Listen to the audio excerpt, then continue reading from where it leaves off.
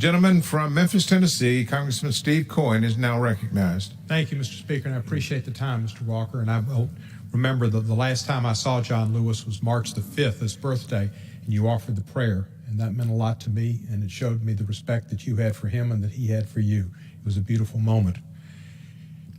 There was not a more perfect person that's probably served in Congress, certainly that I've known in my life, than John R. Lewis.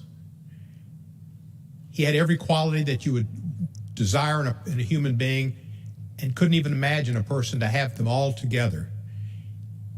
He was a hero of the civil rights movement and cared about greatly the injustices that he had seen as an African American.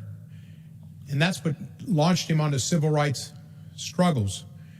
But once he got moving, it was people of different issues of discrimination that he championed, whether it was gay and lesbians, whether it was Native Americans, whether it was women, whether just simple people being victims of gun violence.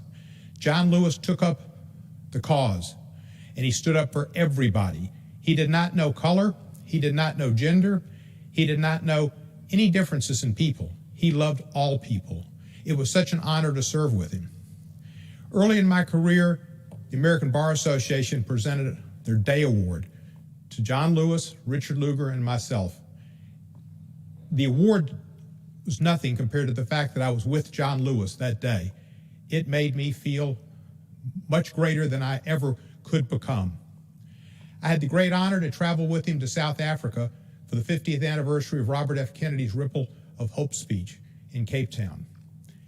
And I sat across from he and Bishop Desmond Tutu, and I knew I was seeing two angels together, two special souls united.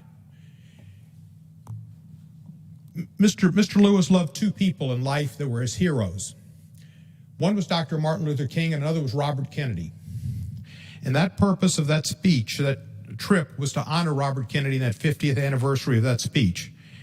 In that speech, Robert Kennedy said, "It is from numberless diverse acts of courage and belief that human history is shaped each time a man stands up for an ideal or acts to improve the lot of others or strikes out against injustice. He sends forth a tiny ripple of hope, and crossing each other from a million different centers of energy and daring, those ripples build a current that can sweep down the mightiest walls of oppression and resistance."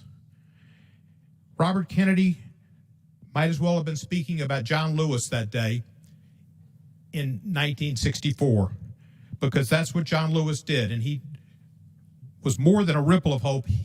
He was a tsunami of hope.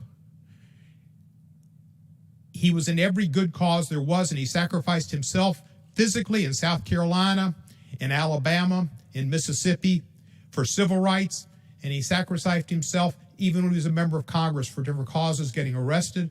And when he was on death's doorstep, he got himself to Washington, D.C. to appear at Black Lives Matter Plaza and give hope and encouragement and support to the young people that were striving for the causes that he had tried for his whole life.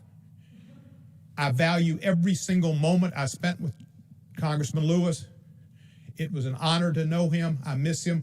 And just the other day, I looked up at the scoreboard, and when I didn't know quite how to vote on some issues, I would look to John Lewis and see how he voted, and he wasn't there. He was my hero. Thank you for yielding me some time, and I yield back the balance thereof. Gentleman yields back.